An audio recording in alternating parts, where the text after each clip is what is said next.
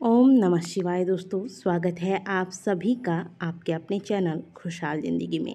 कैसे हैं आप लोग, ये बताने के लिए कमेंट बॉक्स में हर हर महादेव अवश्य लिखिएगा। दोस्तों, इस समय सावन का पावन महीना चल रहा है। सावन मास के शुक्ल पक्ष में पड़ने वाली एकादशी को पुत्रदा एकादशी के नाम से जाना जाता है और हिंदू धर्म में एकादशी का बहुत बड़ा महत्व है। हर माह में 2 बार एकादशी पड़ती है, एक कृष्ण पक्ष में और एक शुक्ल पक्ष में। साल में कुल 24 एकादशी व्रत रखे जाते हैं। एकादशी का पावन दिन भगवान विष्णु को समर्पित होता है। इस दिन विधि विधान से भगवान विष्णु की पूजा अर्चना की जाती है।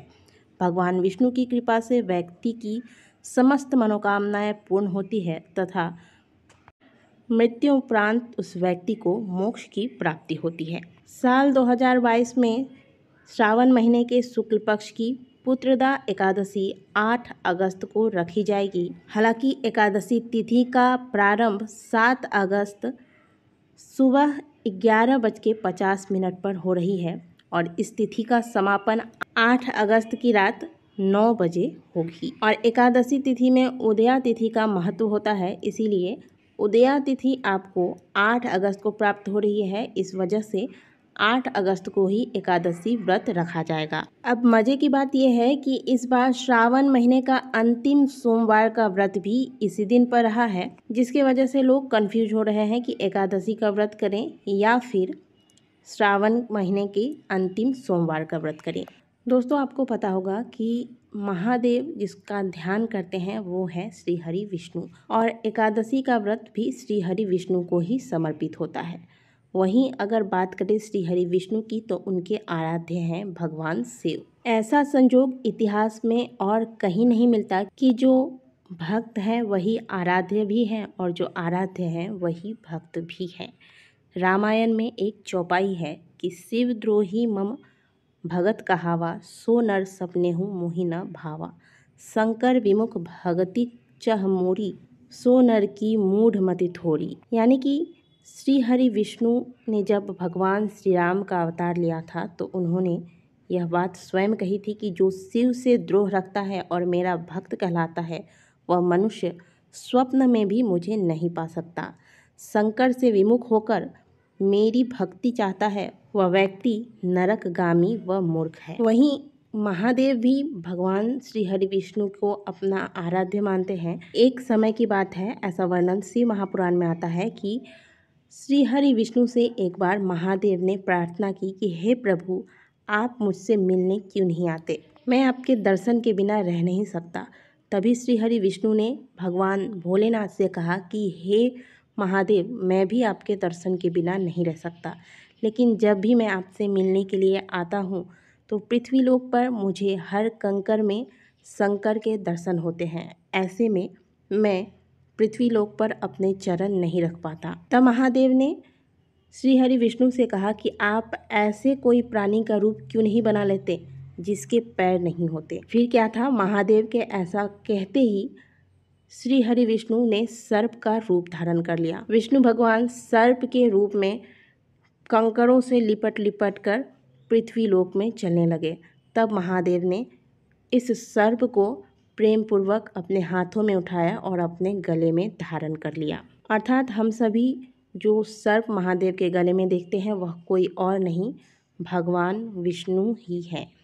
तो कहने का मतलब ये है कि आप महादेव की पूजा यदि करते हैं तो आप केवल महादेव की पूजा नहीं करते, आप श्री हरि विष्णु की भी पूजा करते हैं। तो इस बार एकादशी में श्रावण का अंतिम सोमवार भी पड़ रहा है।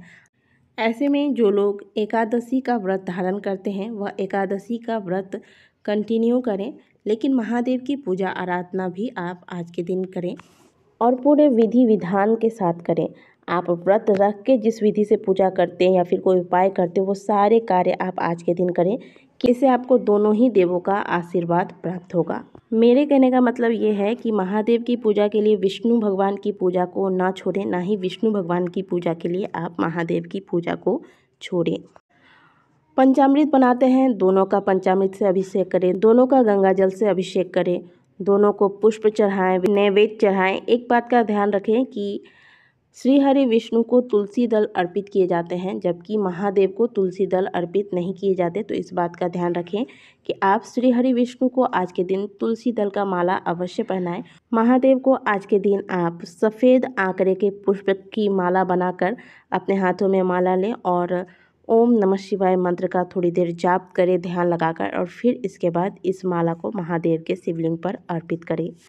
आज के दिन आप महादेव को जो भी बिल्वपत्र अर्पित करते हैं, भले एक ही बिल्वपत्र आप चढ़ाते हैं, उसमें राम नाम लिखकर फिर महादेव को अर्पित करें।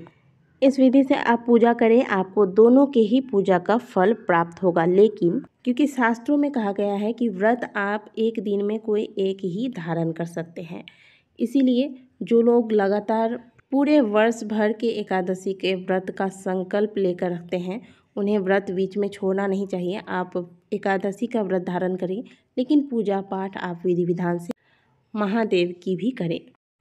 और जो लोग एकादशी का व्रत नहीं करते हैं, वो तो सावन सोमवार का व्रत करेंगे ही, लेकिन ध्यान दें कि आज के दिन आपको व्रत के दौरान चावल का सेवन नहीं करना चाहिए, क्योंकि आज एकादशी भी है। तो आज के दिन प्रातःकाल स्नान इत्यादि क्रियाओं से निवृत्त होकर विधि पूर्वक हरि और हर की पूजा करें। और यदि आप अपने जीवन में धन संबंधी समस्या से परेशान हैं, घर में कोई ऐसा सदस्य है जो गलत रास्ते पर जा रहा है, यानी कि जुआ शराब इत्यादि में पैसे व्यर्थ में खर्च कर रहा है, गलत संगत में पड़ गया है, तो ऐसे में आज के दिन भगवान श्री हरि विष्णु को प्रणाम कर महादेव की कृपा प्राप्त करने के लिए कर लीजिए एक छोटा सा उपाय। यह उपाय आप वैसे तो किसी भी एकादशी पर कर सकते हैं, क्योंकि इस बार का एकादशी बहुत ही खास है। इस बार एकादशी के दिन सोमवार पड़ रहा है, श्रावणी सोमवार पड़ रहा है, जो कि अपने आप में बहुत अधिक महत्व रखता है। इसलिए आज के दिन यदि आप इस उपाय को करते हैं तो आपको इसके परिणाम जल्दी प्राप्त होते हैं। तो दोस्तों, मान लीजिए कि यदि आपके घर में धन संबंधित समस्या है, घर में कमाने वाले तो बहुत से लोग हैं, लेकिन इसके बाद भी घर में पैसों में बरकत नहीं होती, पैसे व्यर्थ में नष्ट होते हैं, घर में कोई ऐसा व्यक्ति है जो कुमार्ग पर जा रहा है, तो ऐसे में आज के दिन आप 7 बिल्वपत्र ले लें। यह बिल्वपत्र बिल्कुल सुंदर साफ सुथरे होने चाहिए, कटे फटे ना हो, इस बात का ध्यान रखें। एक पात्र में गंगा जल भर लें, इस जल में आप ये 7 बिल्वपत्र रख दें। फिर घर में विधिपूर्वक पूजा पाठ करने के बाद आप अंत में मंदिर जाएं। महादेव के मंदिर जाने के बाद जो आपने पात्र में गंगा जल और बिल्वपत्र रखा है, इसमें से जो गंगा जल है यह आप महादेव के सवारी नंदी महाराज के चरणों पर अर्पित कर दें। मन में कामना रखें और उन्हें प्रणाम करते हुए यह जल अर्पित करें। इसके बाद जो 7 बिल्वपत्र बच गए हैं, इन्हें आप महादेव के शिवलिंग पर मन में जो आपकी कामना है, जैसे धन संबंधी समस्या है या फिर कोई कुमार पर है, वह चाहते हैं कि वह सुधर जाए, ऐसा कोई भी कामना है, तो इस प्रकार की कामना रखते हुए महादेव के शिवलिंग पर यह 7 बिल्वपत्र एक साथ आपको रख देना है। महादेव के मंत्रों का जाप कर ले थोड़ी देर, फिर महादेव को प्रणाम करके अपनी कामना पूर्ण करने के लिए उनसे प्रार्थना करें। और फिर यदि आप साथ में धूप दीप ले गए हैं तो महादेव को धूप दीप दिखाकर उन्हें प्रणाम करके पुनः वापस घर को आ जाए। एक बात का ध्यान रखें कि आप एकादशी तिथि पर इस उपाय को कर रहे हैं, तो एकादशी तिथि का पालन भी आपको आज के दिन अवश्य करना चाहिए। ब्रह्मचर्य धारण करें। आज के दिन व्रत नहीं रख रहे हैं तो भी कम से कम चावल का त्याग करें। इस उपाय को आप एकदम मन में विश्वास के साथ महादेव के मंदिर में जाकर करें। महादेव की कृपा से आपकी जो भी समस्या है वह अवश्य समाप्त होगी। अगर वीडियो अच्छी लगी है तो वीडियो को लाइक ज़रूर कीजिएगा। कमेंट बॉक्स में हर हर महादेव अवश्य लिखिएगा। मिलते हैं आपसे अगले वीडियो में, तब तक के लिए ओम नमः शिवाय, हर हर महादेव।